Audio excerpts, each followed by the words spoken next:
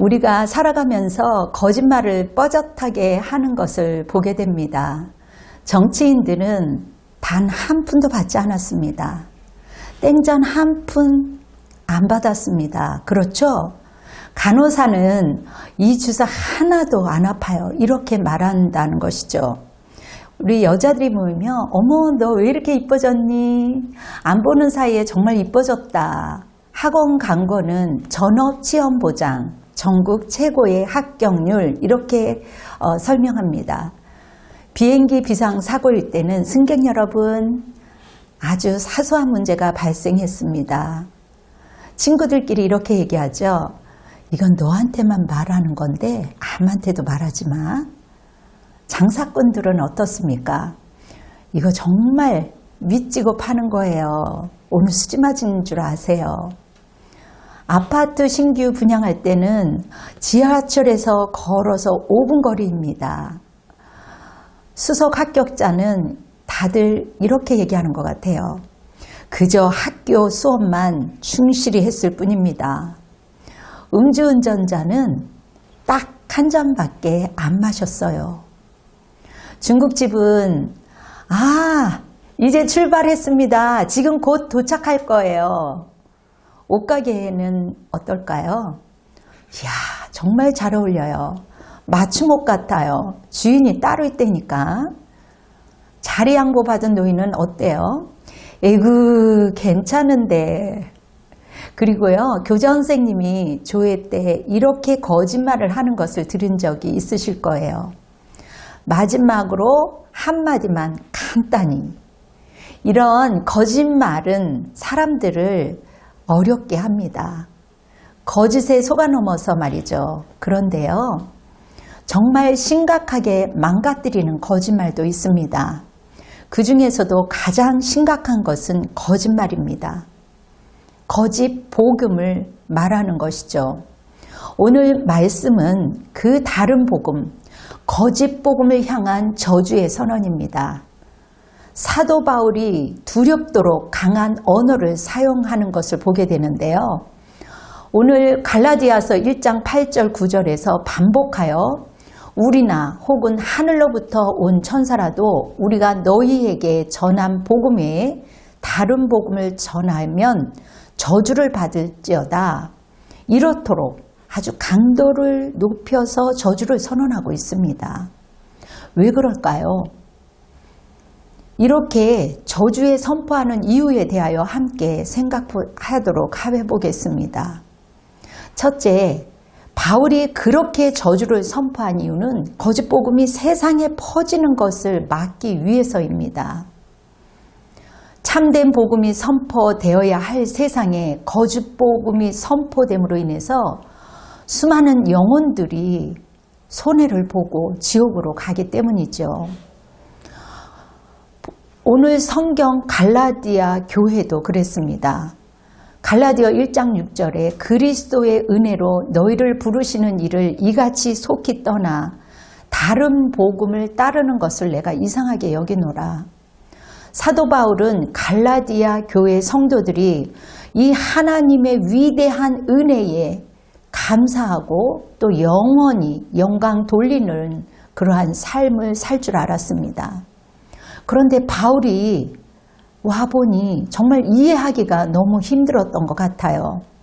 어찌하여 이같이 속히 떠나 그렇게 빠르게 떠나 다른 것들을 좋아하는 현상에 희한함을 표현한 것입니다.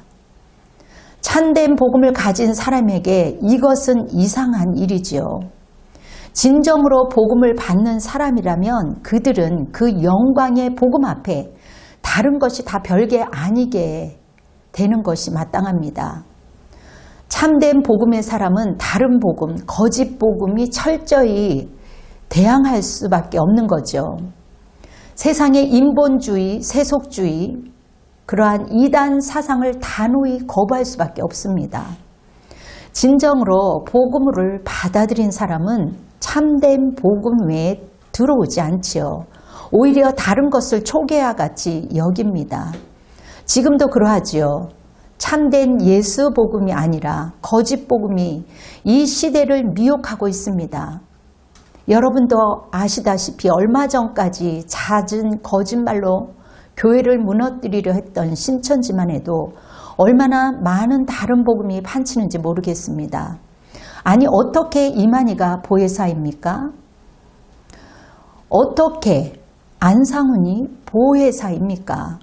보혜사는 오직 성령님과 예수님 한 분이세요.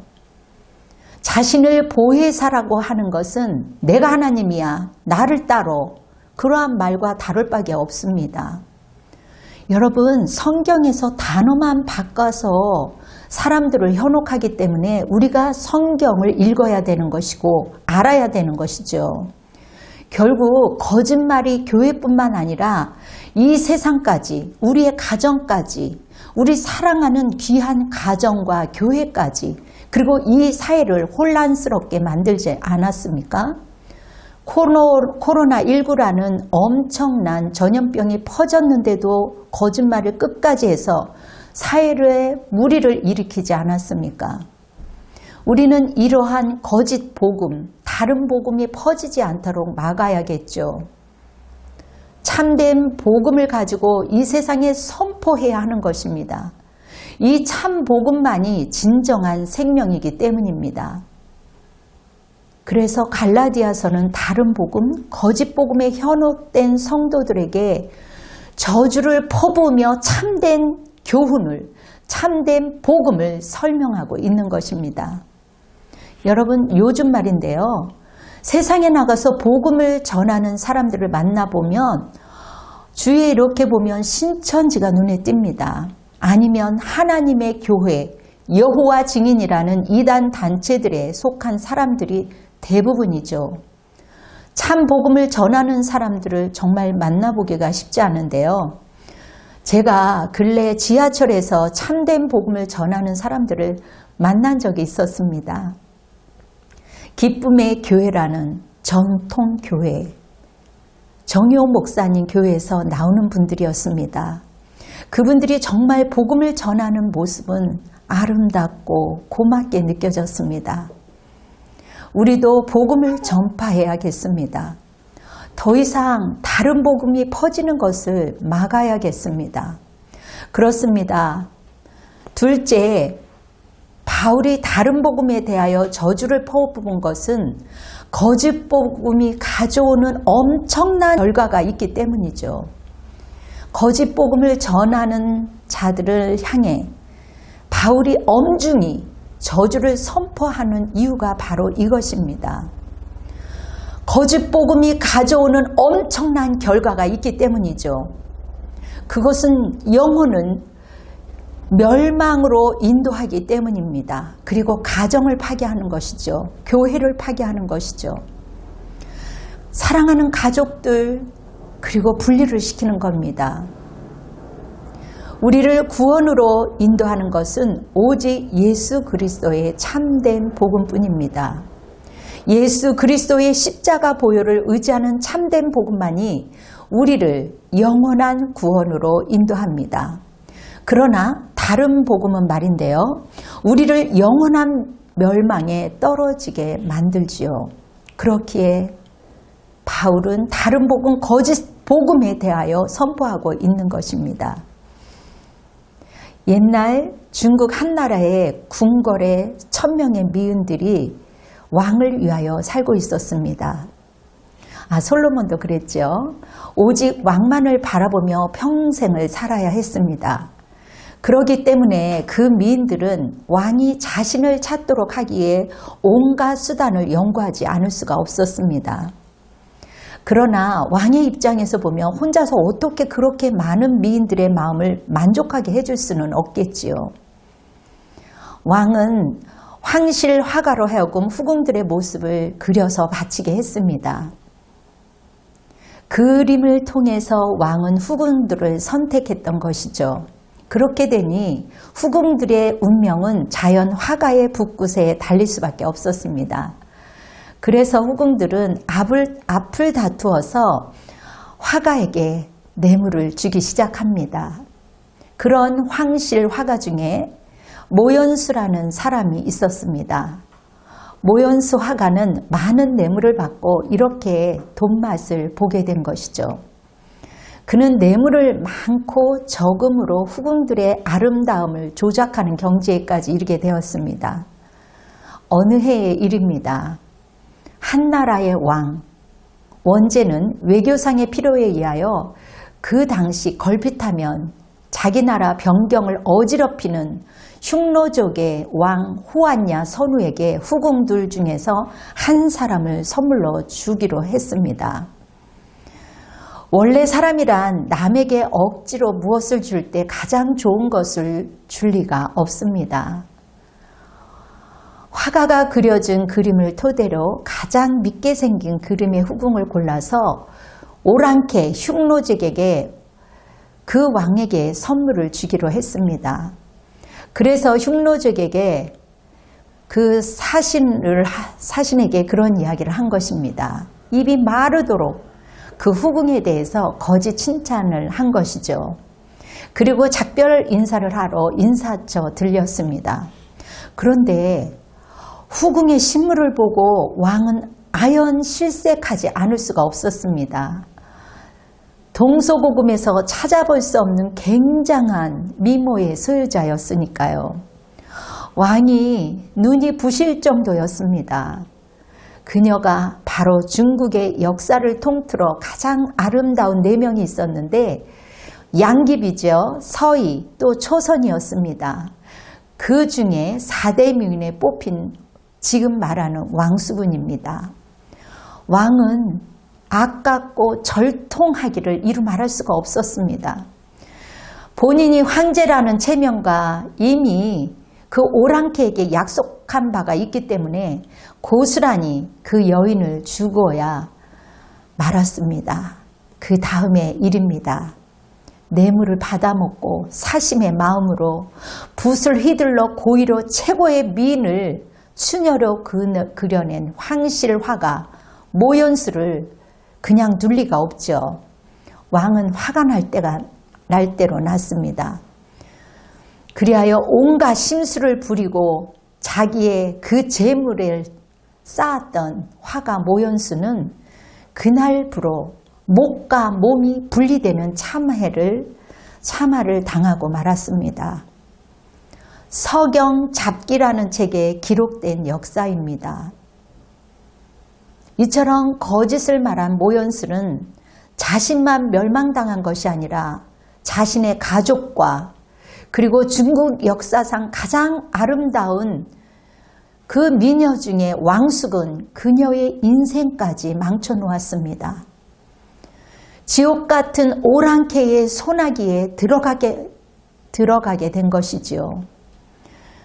거짓 복음은 하나님의 아름다운 신부인 교회 성도들을 오랑캐의 소나기에 빼앗기는 것처럼 어쩌면 더 심각한 것이죠. 성도들을 지옥으로 빠뜨리는 위험한 것입니다. 여러분, 지옥은 갈 곳이 못 되지요. 부자와 나사로의 이야기를 보면 부자는 지옥의 불꽃 가운데 견디지 못합니다. 몸부림치는 그 장면이 나오지 않습니까?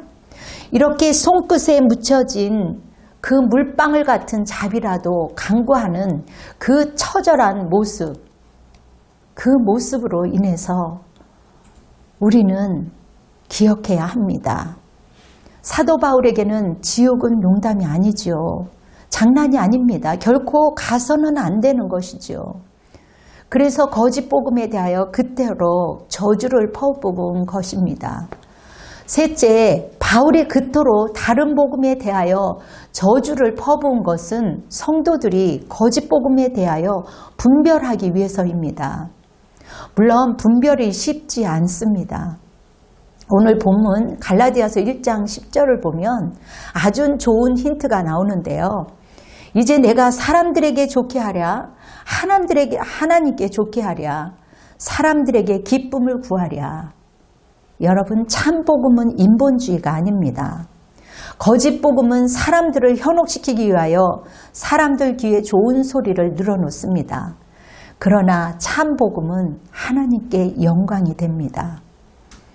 예수님은 바리새인을 가리켜 말씀하셨습니다. 화 있을진저 외식하는 서기관들과 바리새인들이여 화 있을진저 회칠한 무덤 같으니 겉으로는 아름답게 보이고 그 안에는 죽은 사람의 뼈와 모든 더러운 것이 가득하도다. 이와 같이 너희도 겉으로는 사람에게 옳게 보이되 안으로는 외식과 불법이 가득하도다.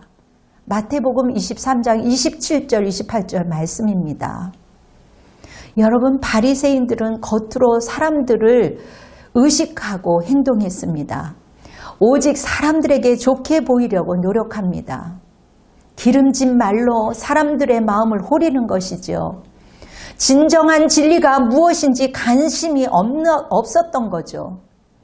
결국 그들은 참 진리이시며 하나님이신 예수님을 무참하게 십자가에 못 박았습니다. 왜일까요?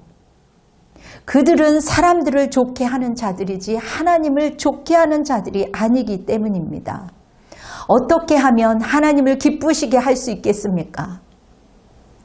이것은 바로 가장 정확한 기준이 하나님의 말씀을 겸손히 붙잡는 것입니다.